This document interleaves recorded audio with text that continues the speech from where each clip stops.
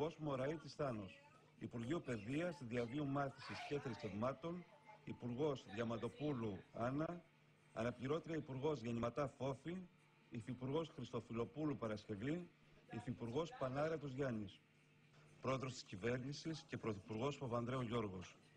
Υπουργείο Υποδομών, Μεταφορών και Δικτύων, Υπουργός Ρέπας Δημήτρης, Υφυπουργός Μαγκριώτης Γιάννης, Υφυπουργός Βούλιας Σπύρος.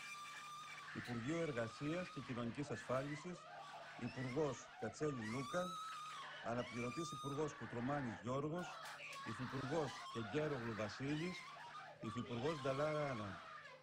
Στο Υπουργείο αυτό θα ενταχθούν οι αρμοδιότητες κοινωνικής καινοτομίας, προστασίας του καταναλωτή, μεταναστευτικής πολιτικής και νέας γενιάς. Υπουργείο Υγείας και Κοινωνικής Αλληλεγγύης, Υπουργός Λοβέρδος Ανδρέας, Υφυπουργός Αηδόνης Χρήστος, Υφυπουργός Τιμοσίδης Μιχάλης. Στο Υπουργείο αυτό θα ενταχθούν οι αρμοδιότητες για θέματα αθλητισμού και διατροφής.